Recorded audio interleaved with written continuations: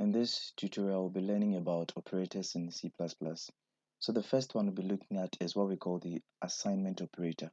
And this is just denoted by the equal sign, right? So these operators enable us to assign values to variables. So for instance, I have a variable int x, and I use the operator here is equal to 8.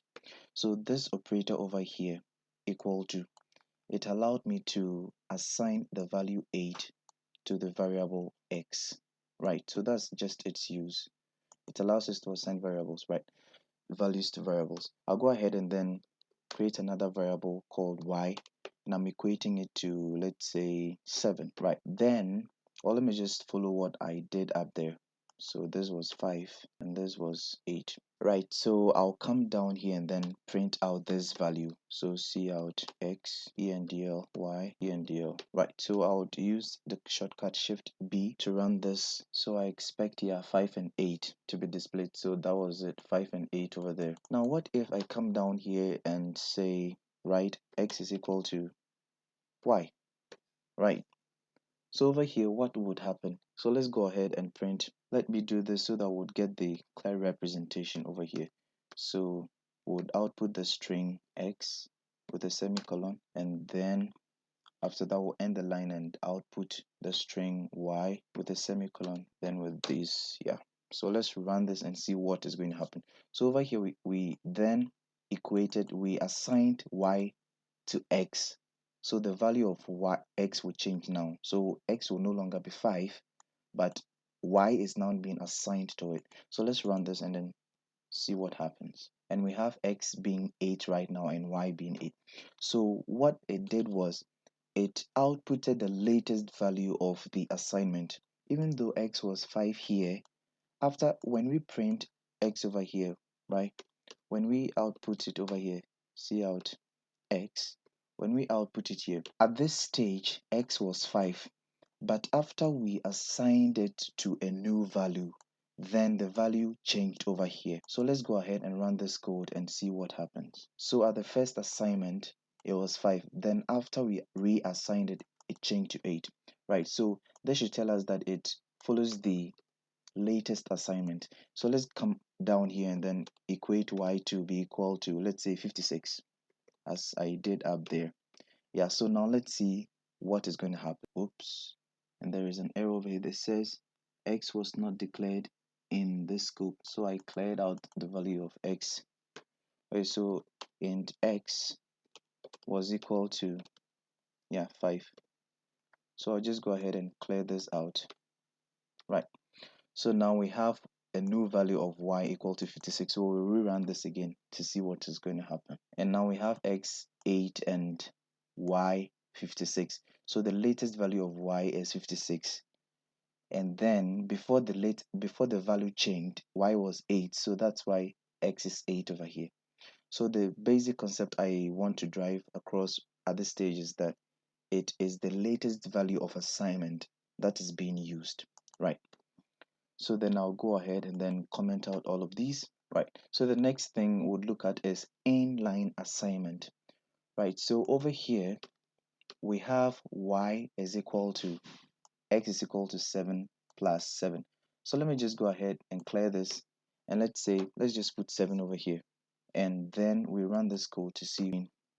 So we have y endl. As you might have guessed, we should be expecting a 14. Oops, I did not declare the data type. Okay, so this should be an integer. We run this and we have 14 over here, right?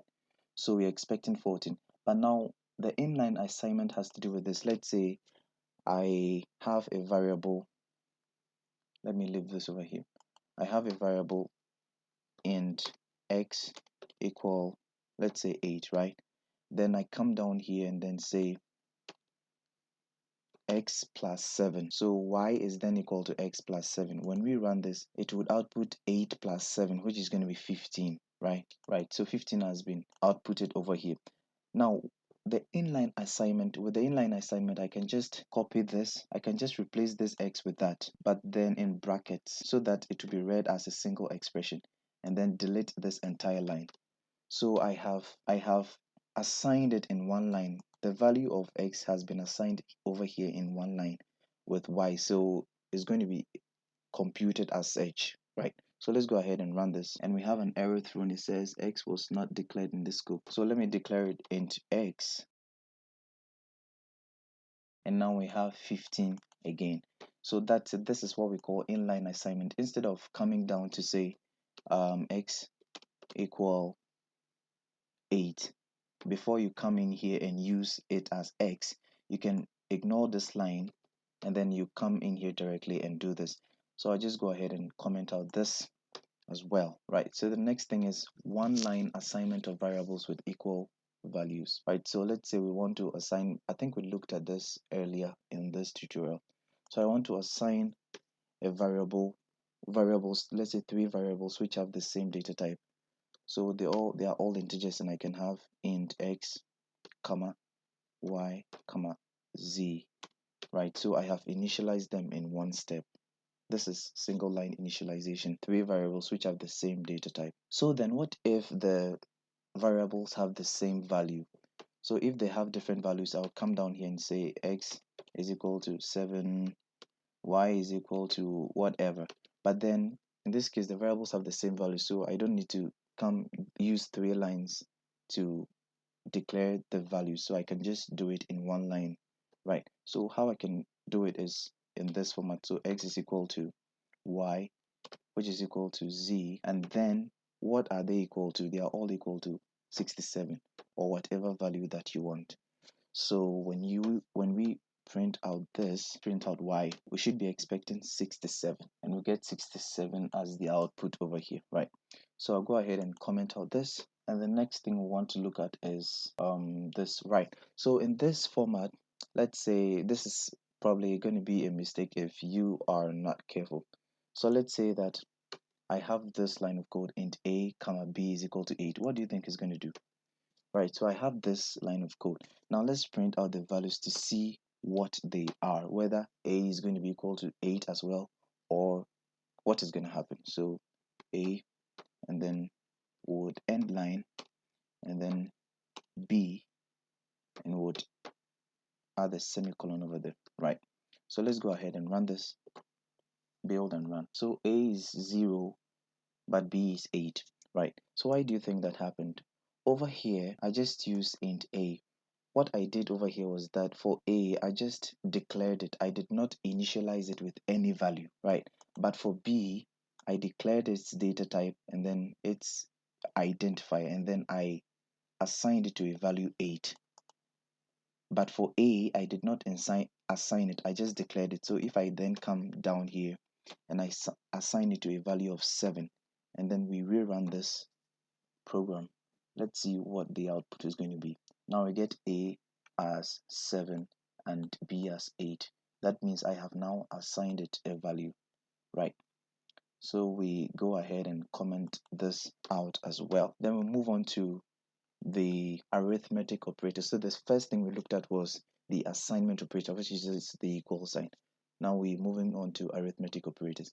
Now these are just the basic mathematical operators that you know already and that you are familiar with already.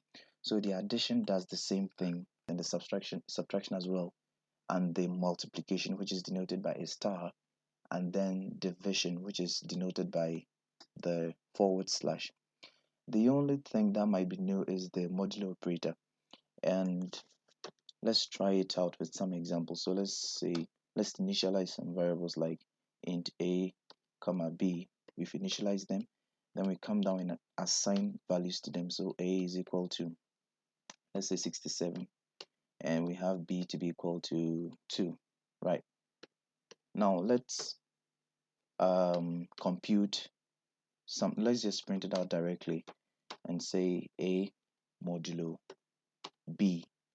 We need this result, right? So let's see what's going to happen. Shift B, and we have 1 returned, right? So what this did was that it returned the remainder. So the modulo operator returns the remainder of a division. Yeah, 2 entered 6, 7, 33 times, then remainder 1.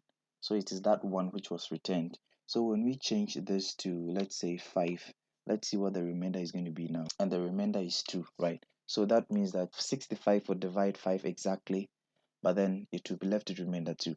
Now let's divide it by a number that would return 0. So let's say we have here 66 and we want to divide it by 33.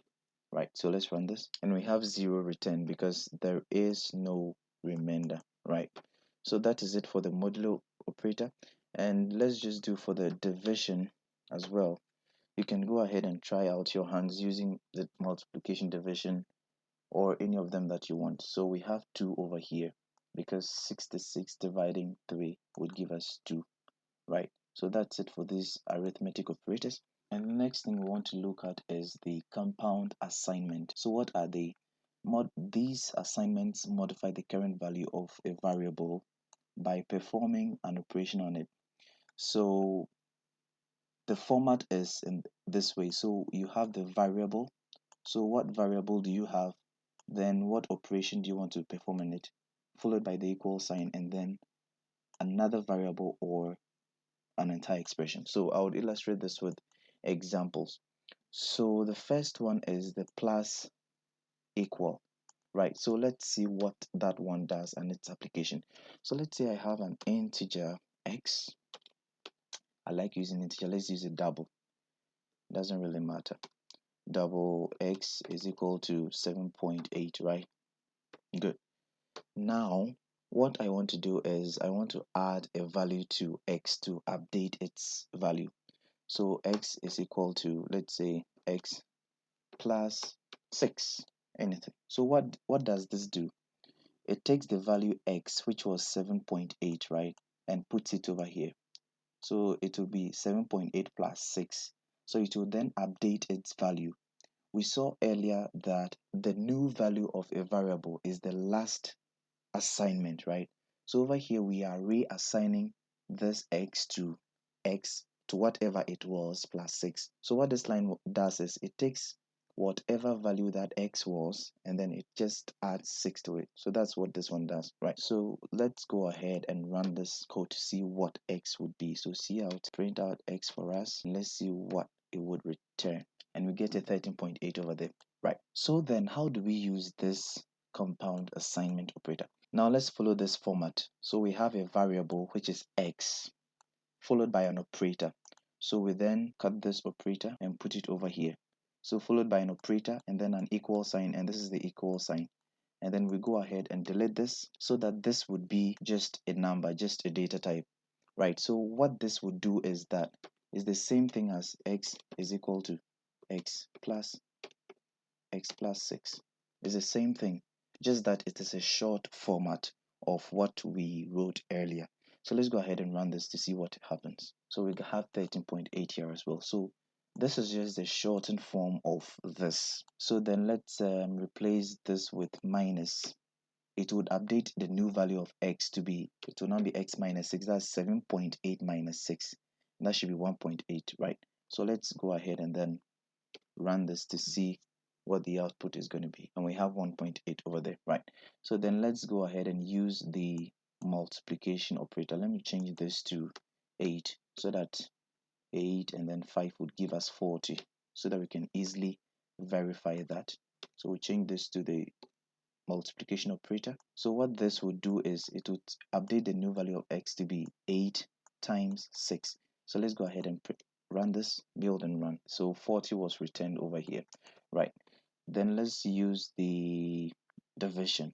So 8 and then 4. Let's use 4 over here, right? So what this will do, it will be the same line as this one, right? So I'll go ahead and run this. So we've got 2 over here. So we go ahead and use the last one, which is the modulo operator. So let's use a number that will not return. So let's just put 5 in here. 5 and then, sorry, x will be here, but then modulo will change. So 8 modulo 5, mod 5 should give us 3 because 8 divided 5 would give us one whole number, right? And then it will be left with 3. So let's run this. We have 1.6. How is that possible? Oops. I should change this to the mod operator, right? So let's rerun this. And there is an error thrown over here that invalid operands of type double and int, right? So I can't use a double and an int. So let me just use int over here. right? So we run this again, we should be getting 3, right? And we have the 3 over here as well. Good. So I'll go ahead and comment out all of these so we can move ahead, because I think we have a lot to cover in these operators. So in a case where this is not just 5, but let's have something like 5 minus 2. You have any expression over there. So what this will do is, let me replace this 5 minus 2. So what this will do is, it will take the variable, which is 8, right? And then it will perform the mode operation on this entire outcome of this expression. So this expression will give us 3. So then it would evaluate 8 mode 3. There are only two ways over here. It will take the variable, then operation with the value of this expression. So if the expression continues like times 7 minus 6 plus 8, whatever the expression here is, this expression is going to return one value. So then what this will do is, it will take that the value of the variable mode whatever value that this expression is going to return, however long the expression is going to be. So it really doesn't matter how long this expression is going to be. It's going to return one value, and so it will just be like x mode that value. So that's what is going to happen. So let's have 5 minus 2, and when we evaluate this, we should have 3. So 8 mode 3 should give us 2, right? So let's run this and then see. So we have 2 over here. So if we replace this 5 minus 2 with 3, shift B, it will return the same value as it returned earlier. Good. So 2 is returned over here. So always remember that what this will do is, it would evaluate variable operation value, right? So whatever the variable is, it will perform that operation on the value of whatever expression that would follow. So this is going to be a very good example. So let's use the preprocessor definition to define a constant. So I would use hash define, and I want to call this constant rate, and I want to store a value of 0.1 in there. Then the next thing I want to do is to define a variable called price, and this price is going to be equal to $100. Then I would want to define another variable which is going to be a float, and this is going to be called discount, and this discount is going to be price times this price times a rate, sorry. So whatever price you have, multiply it by the rate to get the amount of discount that you are offering on that particular product, right? So let's go ahead and then print out the updated price after you have discount applied to it. So price is then equal to price minus discount, right? Because when I pick the product from the store, this discount of 0.1 will be applied on it. So after they apply on it and they subtract the discount from my price, I should get a new price, and that is the price I'll be paying for, right? So let me go ahead and then print out that price, right? So we have, this is 10% discount, and that's so much. So that should be 90, and we have $90 returned over here, right? So now, what if I want to use the shortened format in this way, this kind of operators? So what I can do is, I can bring the operator over here, just over here, the minus over there, and then clear it from here. So this will do the same thing. So let's rerun it. We should be getting 90, right? We have the same output over here. Now you see that over here, the operation was price times rate. So then I can replace this entire discount with a direct expression, price times rate, without storing it in a variable, right? So let me go ahead and copy this and then paste it over here. Let me just write it explicitly. So it's going to be price times rate. Then I go ahead and delete this entire line, Control Shift B. We should be getting 90. Yeah, and we get 90 as the output, right?